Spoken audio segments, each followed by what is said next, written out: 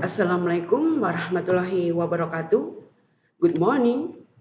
Selamat pagi anak-anakku yang hebat, kelas 2A, 2B, dan 2C. Apa kabar anak-anak? Tetap sehat dan tetap semangat ya. Oke, bertemu kembali dengan Bu Wening dalam video pembelajaran SD Kalibandeng Kidul 01 ya anak-anak ya. Yang pada kali ini kita akan belajar bersama untuk tema 1, hidup rukun, subtema 4, hidup rukun di masyarakat, pembelajaran 1 dan 2. Ya anak-anak ya? Ya. Sebelum pembelajaran kita mulai, malah kita berdoa dulu menurut agama dan kepercayaannya masing-masing. Berdoa mulai. Berdoa selesai ya. Terima kasih. Anak-anak jangan lupa kalian siapkan buku paket tema 1 ya, hidup rukun ya, sambil menyimak penjelasan dari Ibu Wening kali ini ya. Yang pertama, Bu Wening akan memberi kalian tentang tujuan pembelajaran pada pagi hari ini ya anak-anak ya. Yang pertama, tujuannya adalah siswa dapat menyebutkan isi teks cerita yang berisi penolakan yang berkaitan dengan hidup rukun. Yang kedua, siswa dapat mengidentifikasi ciri-ciri karya hiasan dengan bahan alam. Yang ketiga, siswa dapat melakukan operasi penjumlahan dua bilangan dengan benar.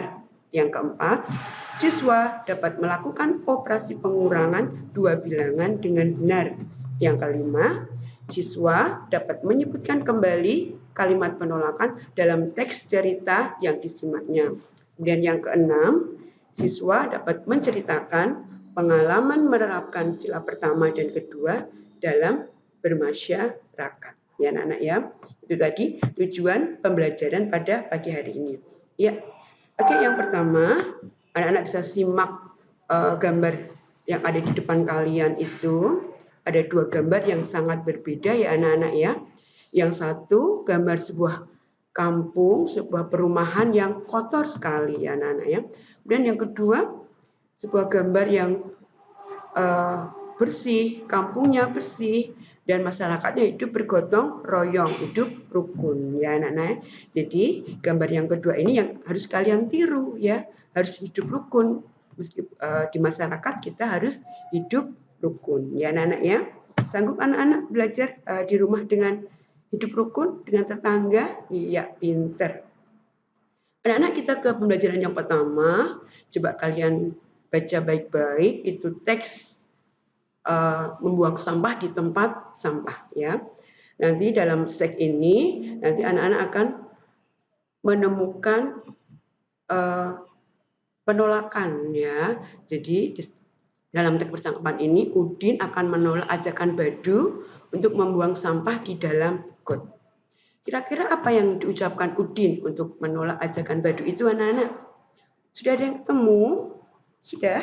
Iya, pinter. Jadi yang diucapkan Udin adalah tidak mau nanti air got menjadi tergenang dan bau. Itu kalimat penolakan karena Badu mengajak seperti ini. Buang saja sampahmu ke dalam got dekat rumah. Ya, itu kata Badu atau itu ajakan Badu kepada Udin. Kira-kira kalau anak-anak diajak untuk membuang sampah di dalam got, mau apa tidak anak-anak? Tidak mau pasti ya, karena itu perbuatan yang tidak baik ya anak-anak ya. Maka anak-anak juga harus menolak ajakan itu dengan sopan ya anak-anak ya. Ya, kalimat penolakan. Anak-anak pasti juga pernah menolak ya ketika diajak teman ya anak-anak ya. Anak-anak ucapkan kalimat itu dengan sopan ya. Kalimat penolakan. Apa tahu kalimat penolakan itu? Kalimat penolakan adalah kalimat yang diucapkan untuk menolak ajakan seseorang ya. Menolak ajakan seseorang ya. Ciri kalimat penolakan yang pertama diawali kata maaf atau tidak ya. Yang kedua diucapkan dengan sopan ya. Jadi walaupun kita menolak tapi kita juga harus bersikap sopan ya anak-anak ya. Dengan sopan, dengan kata maaf ya. Coba contoh kalimat penolakan ya. Yang pertama, maaf Edo, aku tidak bisa belajar bersama nanti sore ya. Maaf Edo, aku tidak bisa belajar bersama nanti sore. Contoh yang kedua, ini percakapan Ibu dan Siti ya. Ibu mengatakan, silahkan dicicipi kuenya. Tapi Siti menjawab, tidak, terima kasih, saya masih kenyang ya. Ini juga termasuk penolakan ya anak-anak ya. Ini penolakan yang sopan ya. Dengan kata tidak, terima kasih, saya sudah kenyang ya. Jadi anak-anak kalau menolak ajakan seseorang, ucapkanlah dengan sopan. Awali dengan kata maaf ya. Sanggup anak-anak? Pintar, hebat. Kelas 2 memang hebat ya. Anak-anak sekarang Bu Bening akan mengajak kalian untuk mengenal bahan kerajinan alam ya. Bahan kerajinan alam dalam buku kalian itu Udin, Edo dan Siti membuat prakarya di rumah Edo. Mereka membuat prakarya dengan bahan-bahan yang berbeda. Coba kalian lihat di sini ya. Ada biji-bijian dan ada kerang, kulit kerang ya, kulit kerang. Kemudian juga ada daun atau bunga-bunga kering ya. Itu semua termasuk bahan alam ya, bahan kerajinan alam yang kita dapat dari alam ya. Apa saja tuh bahan-bahan kerajinan alam itu? Ya, yang pertama itu biji-bijian. Bisa kacang hijau, kacang kedelai ataupun jagung. Yang kedua, daun dan bunga kering ya. Daun-daun dan bunga kering itu juga bisa dijadikan hiasan yang indah ya anak-anak ya. Kalian tempel dalam sebuah buku gambar yang bersih ya. Kamu bentuk apa di situ, ikan, binatang, bunga ya, itu akan menjadi sebuah prakarya yang indah. Kemudian tanah liat ya. Tanah liat kalau anak-anak melihat guci, kemudian vas bunga, pot bunga, itu di bahannya dari alam yaitu tanah liat. Juga ada cangkang telur ya anak-anak ya, cangkang telur. Kemudian ada kulit kerang ya. Oke, itu tadi. Kira-kira anak-anak bisa menuliskan alat dan bahan yang digunakan Udin, Edo dan Siti? Bisa ya anak-anak, pasti bisa anak-anak. Kemudian ya, sekarang Bu Wening akan mengajak anak-anak untuk berhitung ya, berhitung ya. Udin dan Mutiara membuat prakarya dari biji-bijian. Udin menggunakan 239 butir. Kemudian Mutiara menggunakan 185 butir biji-bijian. Sekarang biji-bijian itu kita gambarkan dengan kubus satuan. Udin, dia menggunakan 239. Jadi 2 kubus ratusan ditambah 3 kubus puluhan dan 9 kubus satuan. 239. Kemudian yang untuk mutiara 185. 1 kubus ratusan, 8 kubus puluhan dan 5 kubus satuan. Kira-kira jumlah biji-bijian yang digunakan Udin dan Mutiara ada berapa ya anak-anak ya? Jumlahnya ada berapa? Iya, yuk kita hitung ya. Kita hitung tadi 239 ditambah 185 ya. Kita hitung mulai dari yang satuan dulu ya. 9 ditambah 5 berapa anak-anak? 14. Kita tulis 4. Kita simpan 1, kita taruh di puluhan. Kita gabungkan dengan puluhannya. Jadi 1 ditambah 3 4 ya, 40. Kemudian ditambah 8 80. Berapa anak-anak? 120. 120 kita tulis 2. Yang 100 kita gabung ke ratusan ya anak-anak ya. 100 ditambah 200 jadi 300, ditambah 100 jadi 400 ya. Jadi jumlah biji-bijian yang digunakan Udin dan Mutiara adalah 424 ya. Kemudian berapakah selisih biji-bijian yang digunakan Udin dan Mutiara? Berapa selisihnya? Ya. Anak-anak kalau ada kata selisih itu berarti anak-anak pengurangan ya, dikurangi bilangan yang besar dikurangi bilangan yang kecil ya anak-anak ya. Jadi tadi punya biji-bijian Udin 239 dikurangi 185. Berapa anak-anak? Iya, pinter. 54 ya anak-anak ya. Jadi selisih biji-bijian yang digunakan Udin dan Mutiara ada berapa anak-anak? 54 ya anak-anak ya. Jelas ya anak-anak ya. Jadi kalau jumlah itu dua bilangan itu dijumlahkan ya. Tapi kalau kita cari selisih, bilangan yang lebih besar dikurangi bilangan yang kecil, ya, dikurangi selisih, ya. Jelas ya?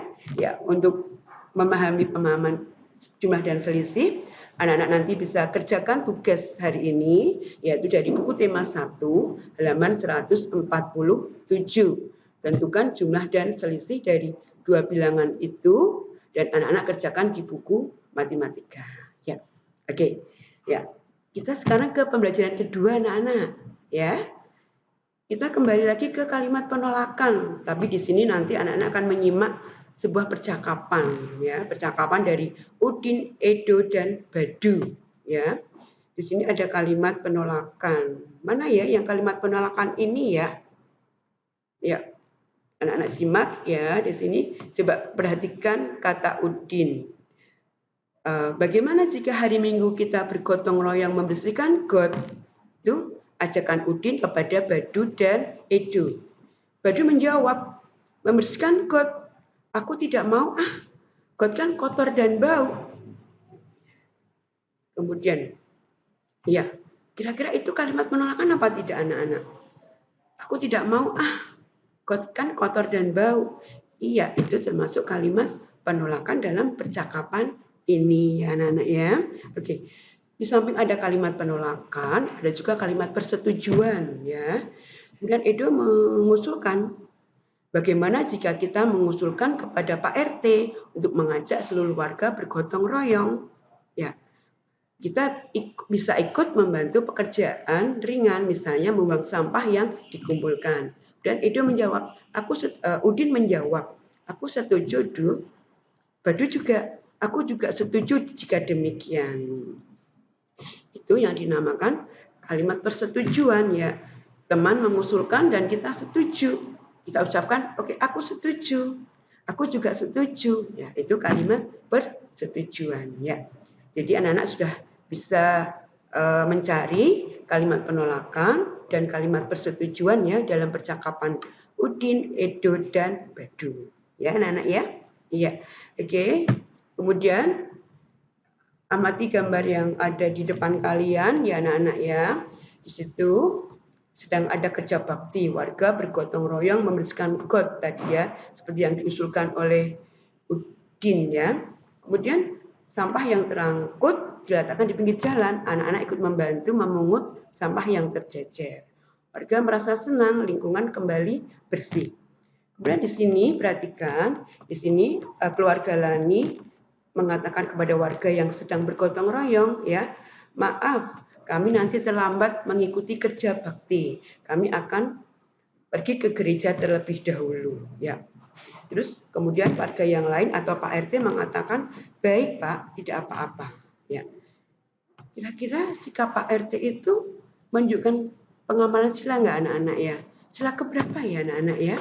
Iya, pinter sekali. Sila pertama yaitu ketuhanan yang Maha Esa ya. Jadi kalau kita mengizinkan warga untuk melaksanakan ibadah terlebih dahulu, itu termasuk pengamalan sila pertama dalam kehidupan kita bermasyarakat. Ya anak-anak ya.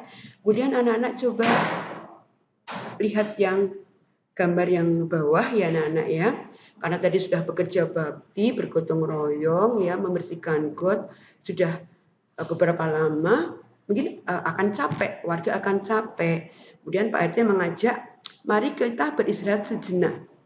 Mari kita beristirahat sejenak. Ya, jadi kita beristirahat setelah kita bekerja bakti, itu termasuk pengamalan sila keberapa? Sila kedua, ya anak-anak ya. Sila kedua, ya.